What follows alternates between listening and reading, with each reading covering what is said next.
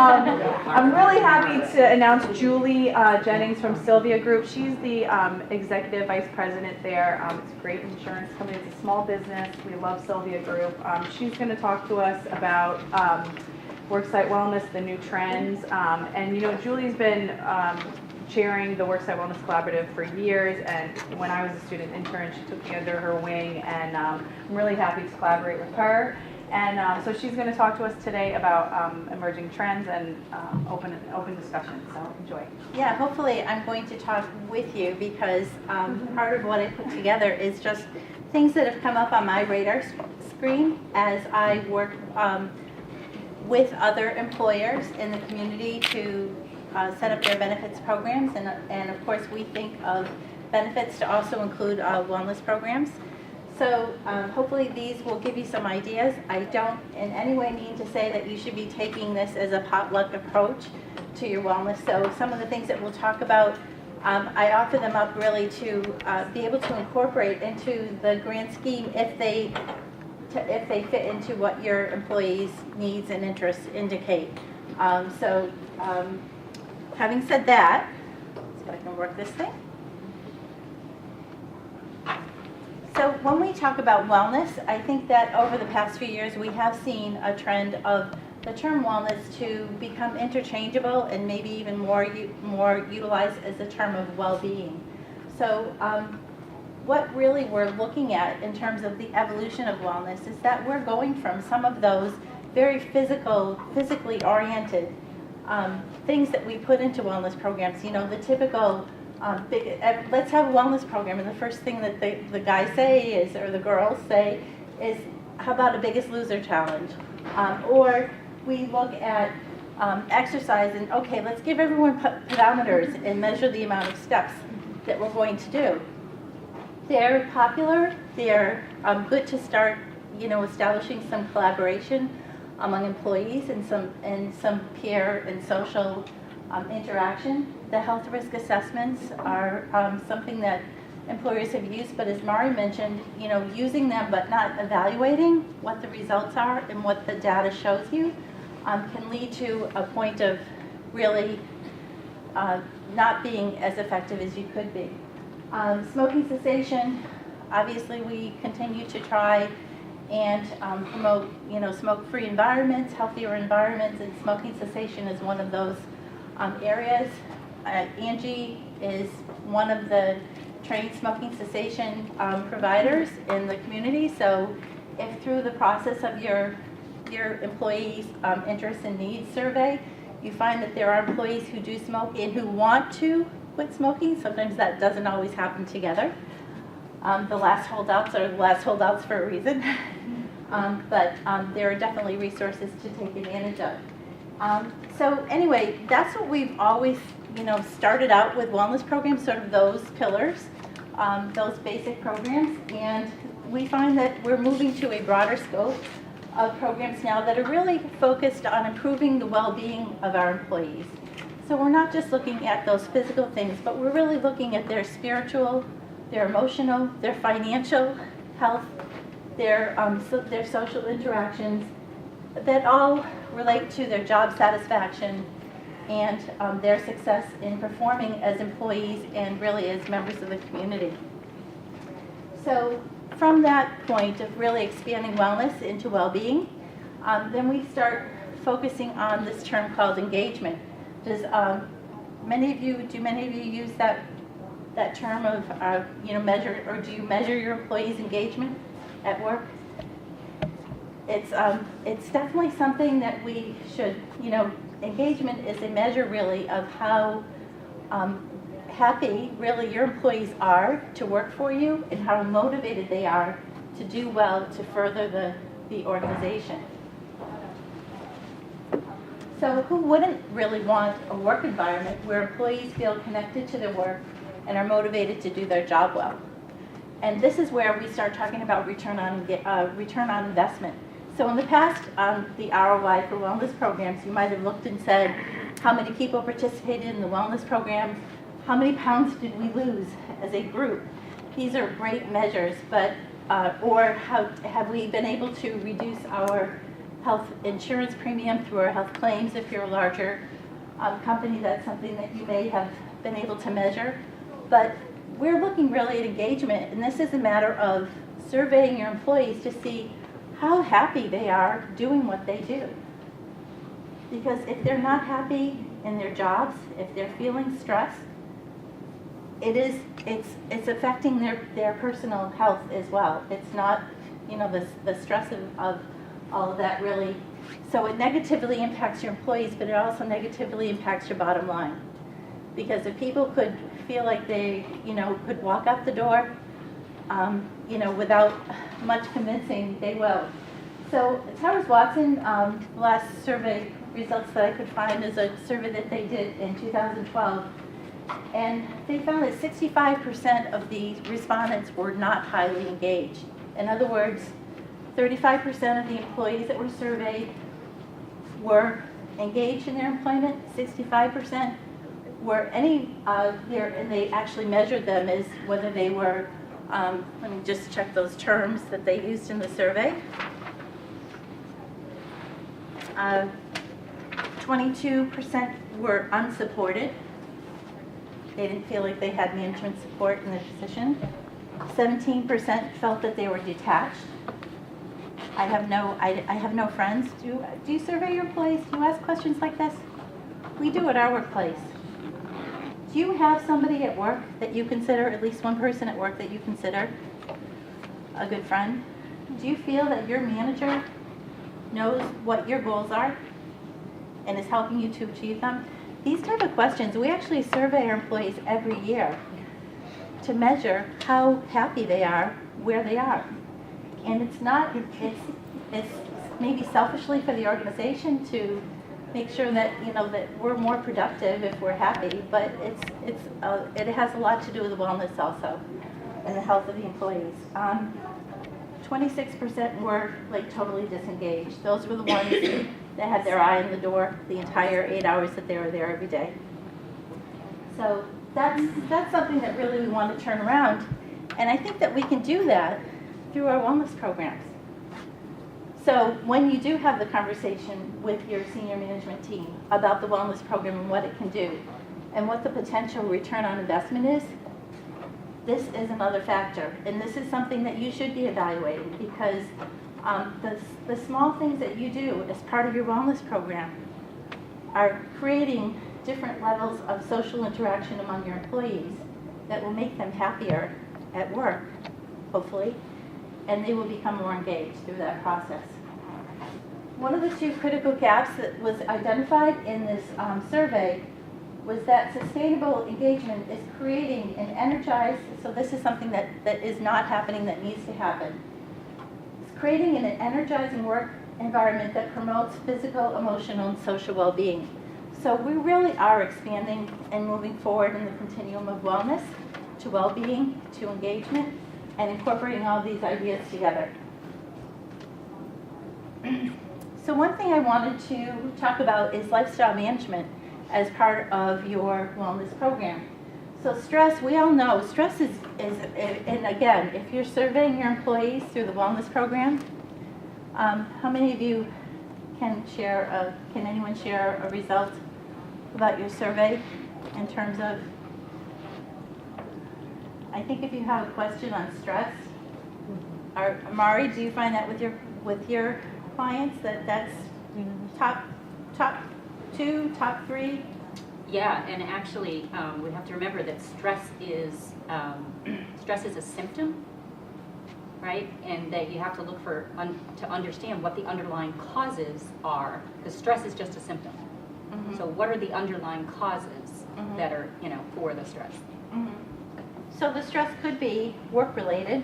A lot of us feel that way. Statistically, again, everyone is doing more work and spending more hours usually doing our work, sometimes at lower pay. So that's definitely part of the stress. But there is positive stress also. So if you create an environment where people are working harder, but they feel that they're engaged in your organization, and they feel that the team members that they're working with are contributing also that it's not just on their shoulders, that there's a team approach, that this stress is something that's positive and it's going to relate to something that rewards that employee, whether it's recognition or pay or promotion.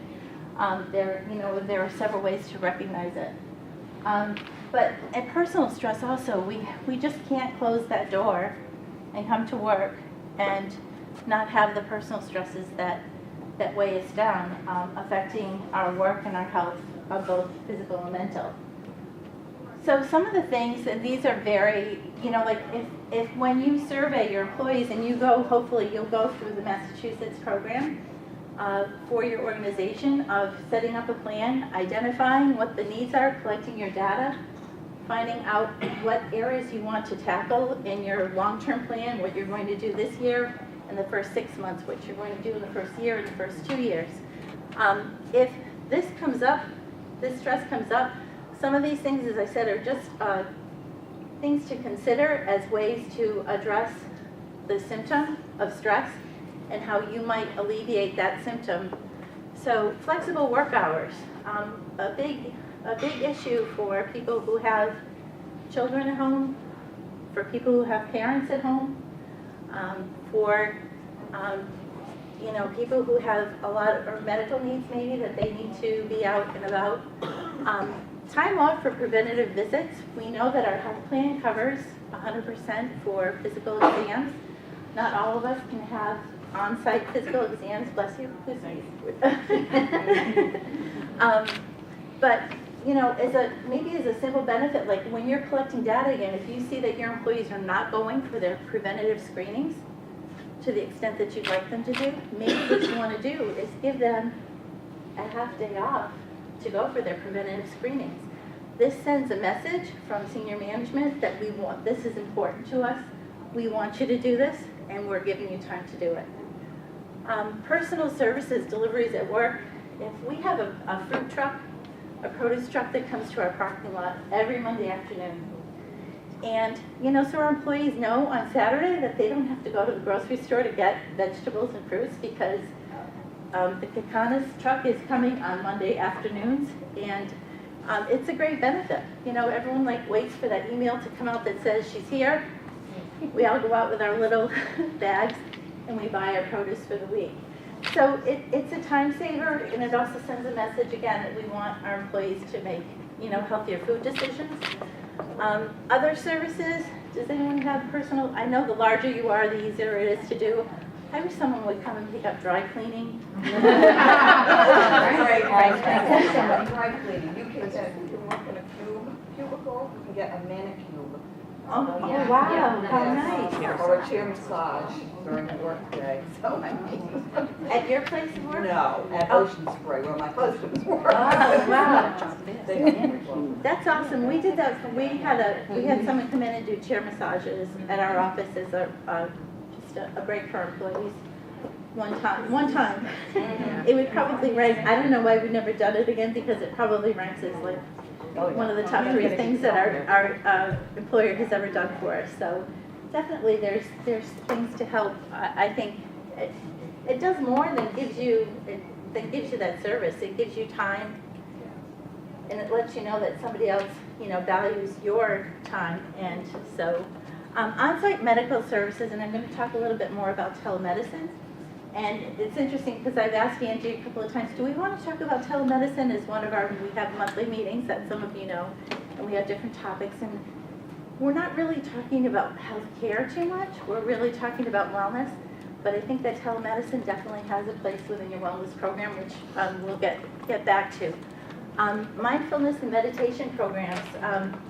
Jessica's going to share with us a little bit about the whole approach. I think 2 years ago we had someone from Harvard Pilgrim who spoke about Harvard Pilgrim has really been one of the leaders in the community, in the state, for promoting mindfulness. We see stories about kids in schools and how practicing mindfulness helps them to focus better at school. And guess what? It works at work too. So I look forward to Jessica sharing a little bit with us. financial education and counseling, really a big thing. And we talk about financial wellness because finance is the leading cause of stress. You know, a lot of times financial worries are a leading cause of personal stress. So, you know, how that fits into it, if your employees are living paycheck to paycheck and they're worried about, you know, maybe having their car repossessed or, you know, not being able to, you know, make their kids' tuition payments to school. I mean, there's a lot of concerns, or maybe even not even being able to go out to that food truck in the parking lot. Employee assistance programs they put on there, and I just saw Mike Moran walk in from Family Service. And actually, thank you for coming, Mike. We've all been waiting for you. Kudos to you. Just wanted to ask, as part of this, since you work with employers in employee assistance programs and employer support programs, what you're seeing in terms of of any trends for employers asking you for support in certain areas? The way our program, and I work with Family Service Association in Fall River, the way we function is to try to be responsive to the needs of the individual companies with whom we contract. Some of them use us a lot for training. Others use us because they have employees who from time to time need outpatient behavioral health counseling, which we do internally as a licensed facility. There are times when we do management consultation around some human resources issues that may come up. Like you said a little bit earlier, it's all about dissipating stress. It's all about lowering the stress level. And those sources of stress can be many and varied, both organizationally for a company and its employees, and the personal and family issues that affect the employees who walk in the door each morning because they're dealing with a behavioral health issue or family member or an elderly parent or a child that is having some challenges, reducing their productivity, and to the extent that an employee assistance program can intervene with that.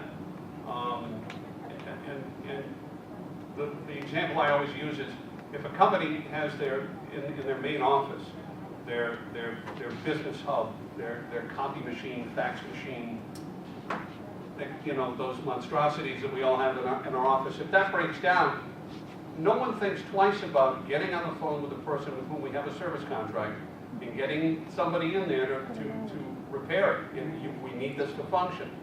And fortunately, more and more employers, whether they do it because of an understanding of employee wellness and the value of that, if an employee has an issue, either on the job or in their personal and family lives, that is impeding their ability to work productively, providing appropriate intervention with that problem confidentially, making it available to people without management being involved, and so that they can confidentially self-refer, can have an extraordinary benefit. Because when you think of it in terms of, first of all, the human value of that is extraordinary. And the dollars and cents value of that is extraordinary too, because if you consider the out-of-pocket expense for a company to discipline an employee, the lost productivity, discipline which may result in termination, replacing that individual, advertising, training, it can really be extraordinarily costly.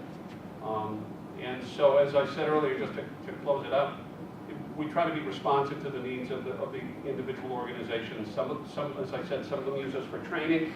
Others have that component internally within their organization, and they don't need us for that. One of the services that we provide, that is the one we don't like to have to provide, but we do, is critical incident response.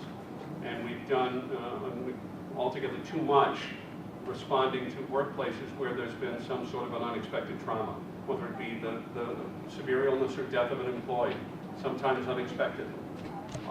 Whether it be a robbery, we work with banks and credit unions, critical incidents on a regular basis, and we provide on-site critical incident stress debriefing in order to help folks process the impact of that incident on them so that they can move on. If an employer needs their business to function, And there are severely traumatized employees who have gone through some common experience that is really impeding their productivity and is affecting them, emotionally, psychologically.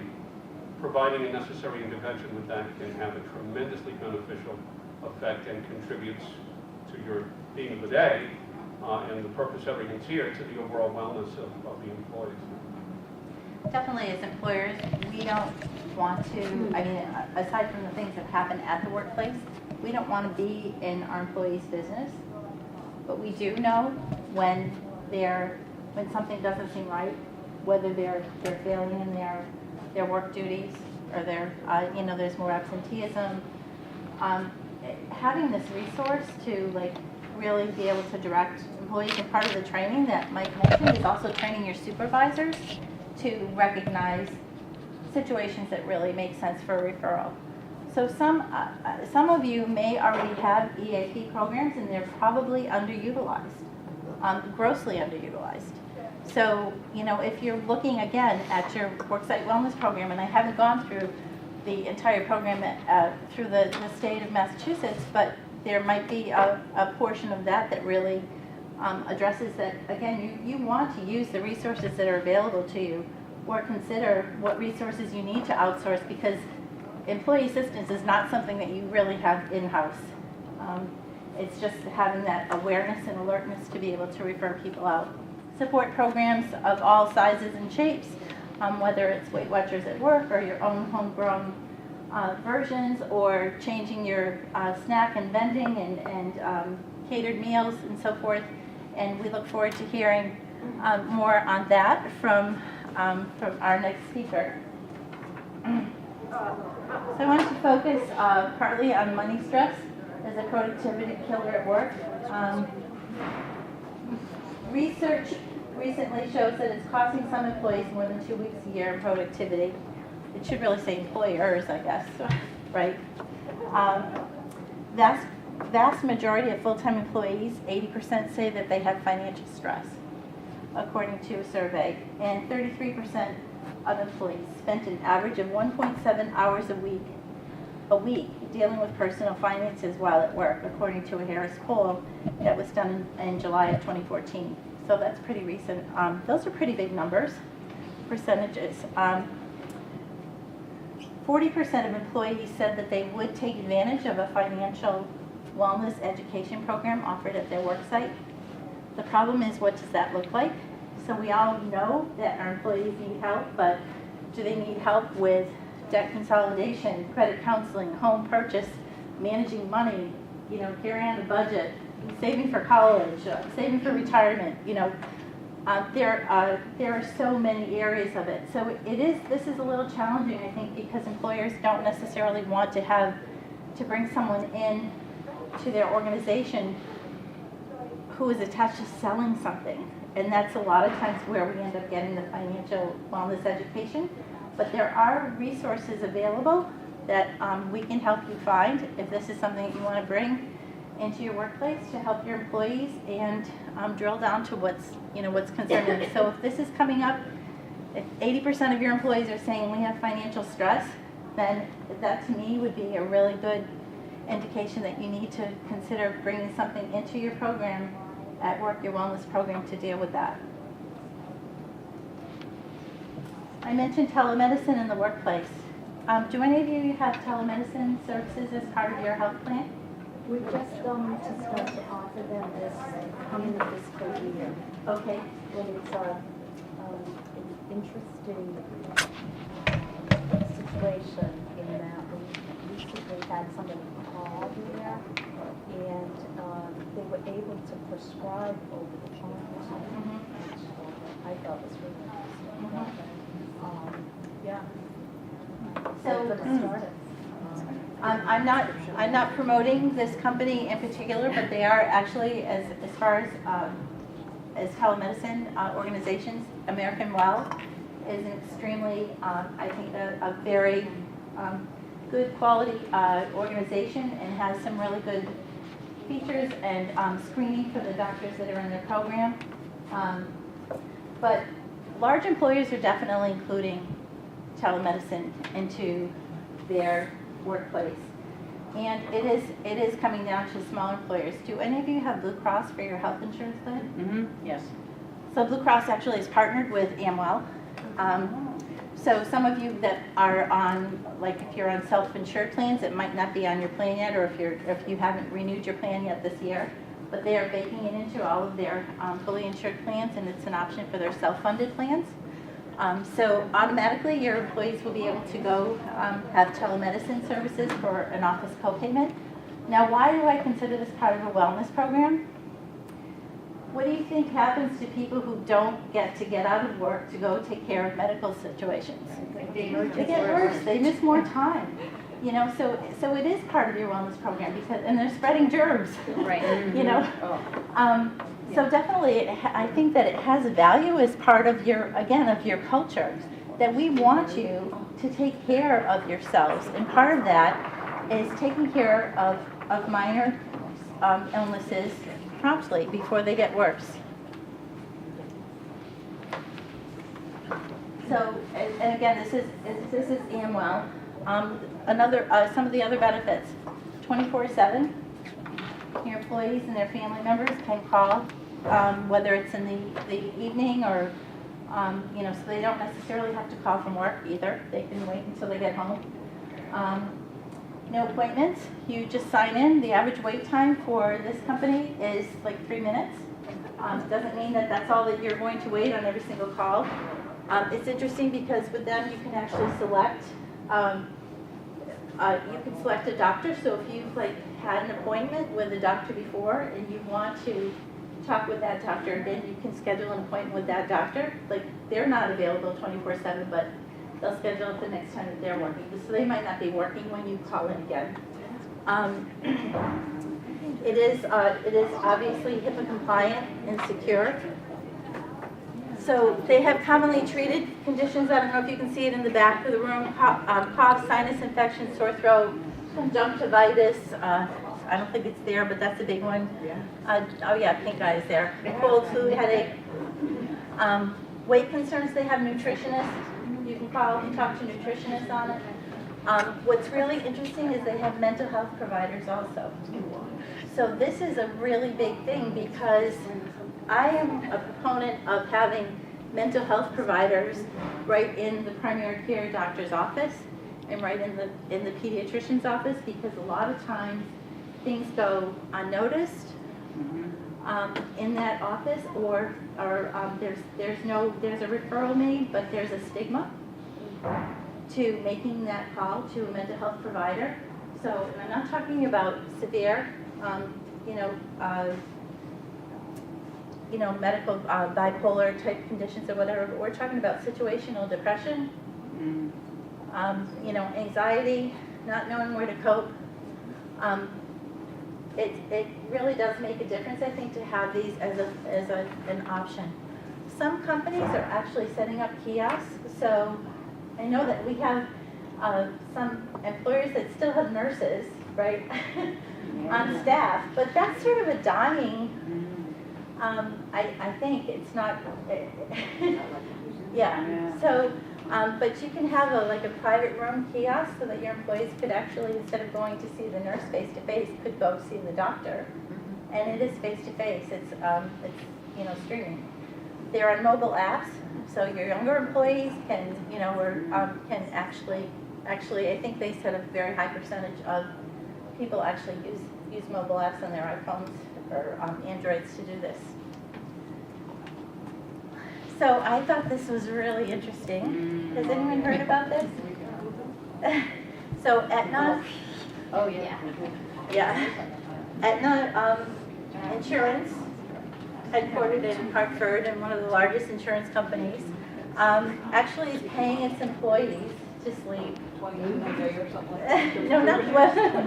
So Mark Bertolini, who's the CEO of Aetna, introduced a program to pay their employees if they sleep 7 or more hours per night. Tracked by Fitbits. Okay, Fitbits are great. They let you know. So if they do this 20 nights in a row, then they can get paid $25 per night. So it's a cap of $500 a year. Why would it seems crazy, but, but definitely we know that the impact is great on productivity. And again, it's not, I don't think it's the money so much, it's raising the awareness of your employees. You know, did I keep the statistic? 1 in 10 people in the United States has a sleep disorder that's undiagnosed. How many hours did it say? 7 or more. 1 in 4 Americans don't get enough sleep, and they're not just all new moms. Yeah, well, what I was gonna say was, even after the 3-month mandatory maternity leave policy we have in the US, right? After 3 months, the baby still has to sleep 7 to 8 hours a night. So in theory, maybe this could be to our benefit, and we could do research and then present it saying, look, I was woken up, so I need longer maternity leave, but. So if I could share a statistic with you, one of the programs that my company's been doing for the last 2 years is with a Massachusetts workers' comp insurance carrier. And we did one of our, Teach to Fish capacity building models with them. And we do a well-being assessment, which asks all kinds of questions around some of the topics you've mentioned, as opposed to a health risk assessment. When we ask the sleep question, the range of responses across 9 organizations, some of whom are manufacturing companies, was that ranged between 47% and 81% of an organization's employees were not getting 7 or more hours of sleep a night. So can you imagine working, the highest, the 81% was from a manufacturing company.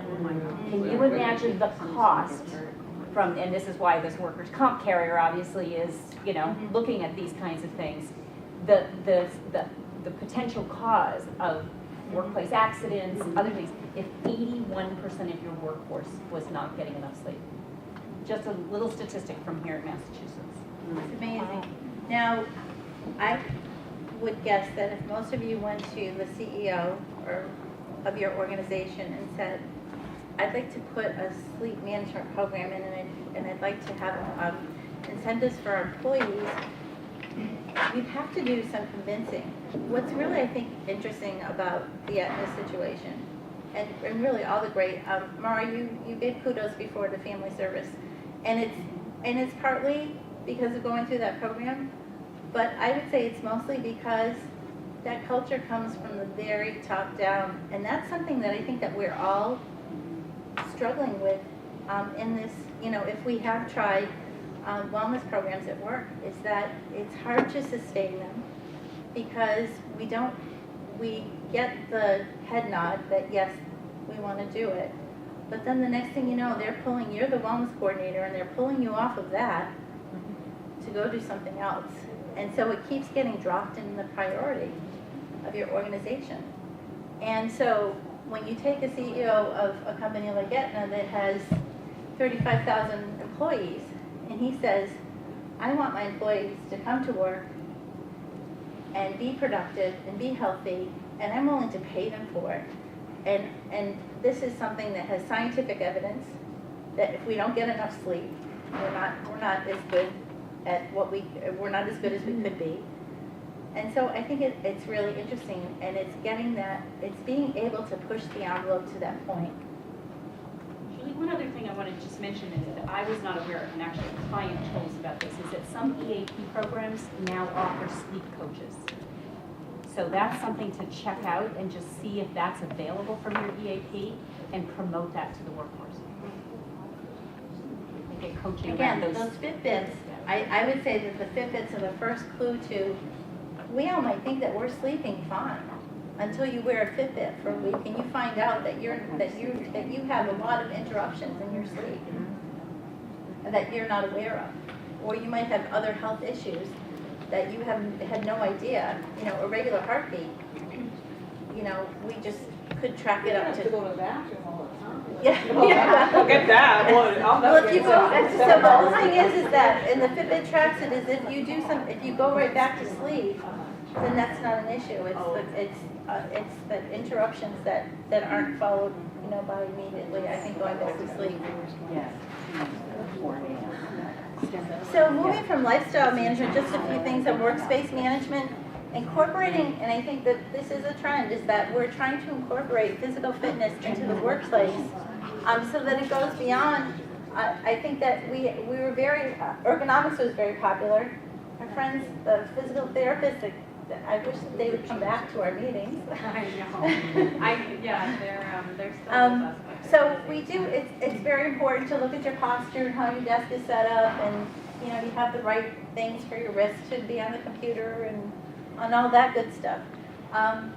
But it really goes beyond ergonomics now to look at and actually how you can promote your physical health at work. And so I sit at my desk easily 8 hours a day, and I probably sit in front of my computer at home for another 2 hours at night, which is unhealthy.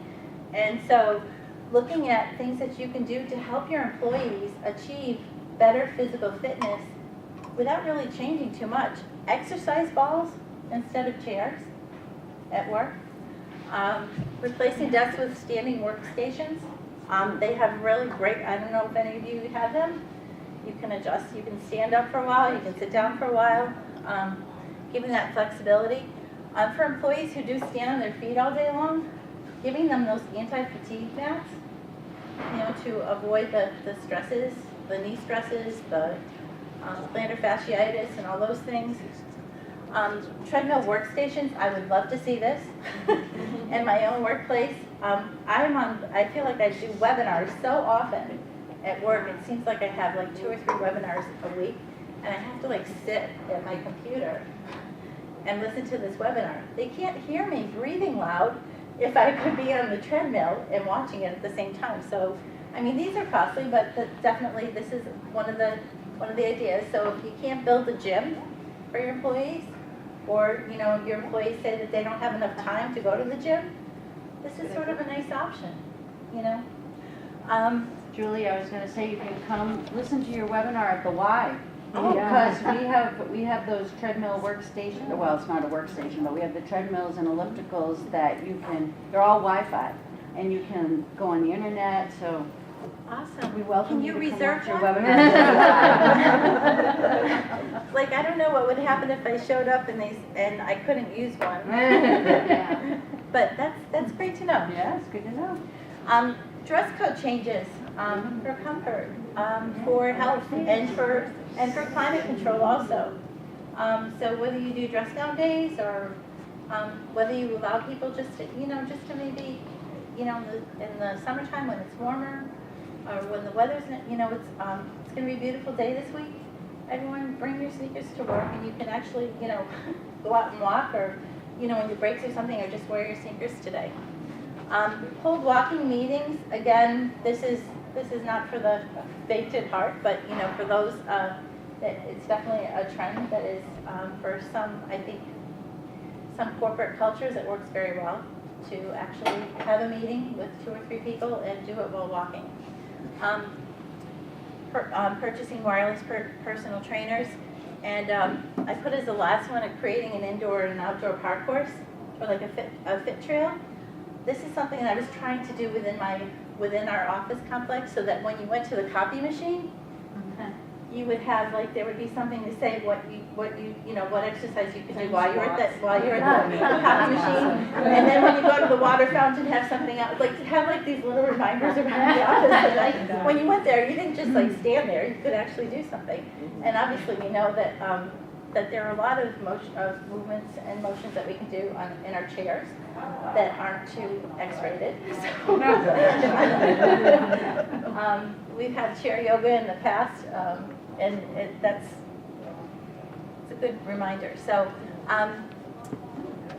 there's a group that I follow called Compass Professional, and they really focus on healthcare consumerism. And so I just wanted to mention that they've coined this term of health activation, and really taking your employees from being engaged in their health to actually activating their own health and being responsible for them. The 3 pillars of their health activation are, number 1, living a healthy life. So we know, getting enough rest, getting exercise, eating your fruits and vegetables, reducing your intake of alcohol, smoking cessation, so forth. Getting the appropriate preventative care, so getting those immunizations, getting your cancer screenings, cholesterol screenings, and so forth. A huge, again, this is a savings because early detection of some diseases can really save money and actually save lives to the employees and to the employer. And the third thing is being a smart healthcare consumer, and I feel that there's a lot that we can do for our employees in this area.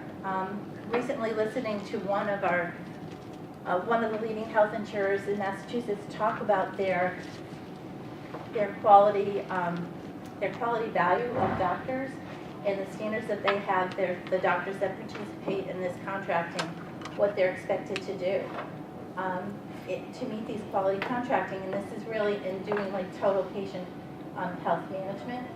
And when he was describing all this, I was like, wow, I'm not a primary care doctor that does that. I wouldn't be in the shape I was in if I had someone who was like looking at me, the total picture, and helping to identify health risks and address them on a proactive basis. So I think that we do so much, and we're always, I know all of my clients are looking at their health plans every year and looking at the networks and trying to make a decision on the basis of their employees. A lot of those decisions are made obviously for cost reasons, but providing more guidance to your employees to help them, do they have the right primary care relationship? Are they giving the services? Do they know what's really medically necessary, what the outcome will be? Again, and I think 2 years ago we had Gary Frading come and talk.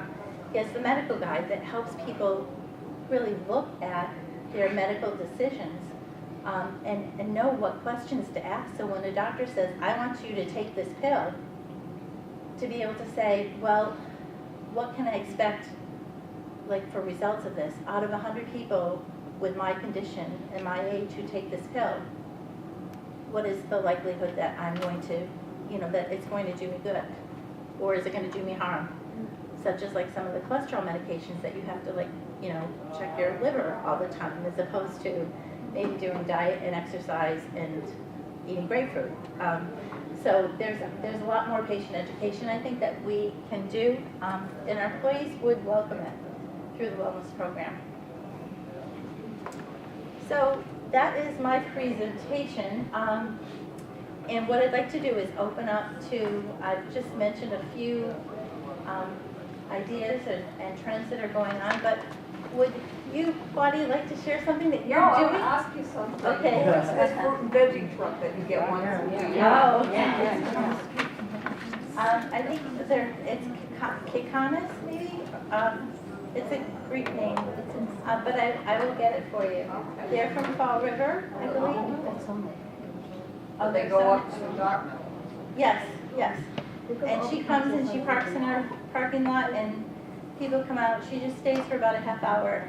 And you walk into this refrigerated truck, and you also see different vegetables that you wouldn't see in the grocery store, and she'll tell you like how, oh yeah, that's a really good, like a different kind of a cucumber or something, But these veggies grown on their farms, is this a farm truck? No, I think that they're a produce deal, they're a wholesaler. Yes. Murray? Could you comment about value-based insurance design and what you're seeing happening with that? So, value-based insurance design is, some health plans have adopted it, and so you may already have a value-based insurance program that will have specific, like let's say for prescription drugs, there might be certain conditions which the health plan will waive the copayment for treatment of, let's say, diabetes, asthma, high blood pressure, a couple of other things, because they're trying to, again, if we can monitor and manage chronic health conditions without and remove the cost barrier from people, doing what they need to do. That the idea is that that's part of the value-based design. So there are a few different facets of it, but it's designed to really, as I said, to take out that economic barrier from people taking good care of certain conditions that could end up being much more costly in the long run. Can I just jump on Yes. that, just to add another layer of that, just from an understanding perspective? So the value-based model that is being adopted by health plans and then being passed on to the physician community is really value-based outcomes. So the way that they're reimbursing the physician community is very different than what they were in the past, which was a fee for service. You come in, you get your 10 or 15 minutes, and you get paid for that. So by moving to a value-based model, the risk of the outcome is now the physicians. And so the programs that you were describing, Julie, really helps for the compliance for the participants so that they can have better outcomes in the end, which is great in a lot of ways. But I think mixing that with the empowering people with knowledge to ask the questions that you were suggesting, which is, how is this drug going to affect me? But more importantly, what other options are there for me that may not include medication that I can begin to adopt?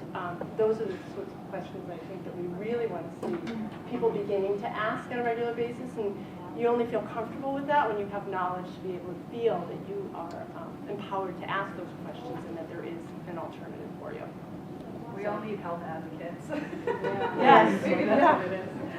At our worksite, a nice little health advocate to pop in and ask a question.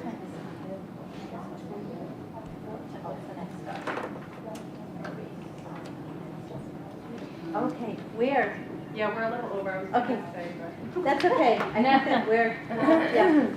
Okay. So how about going outside? Yeah. Could we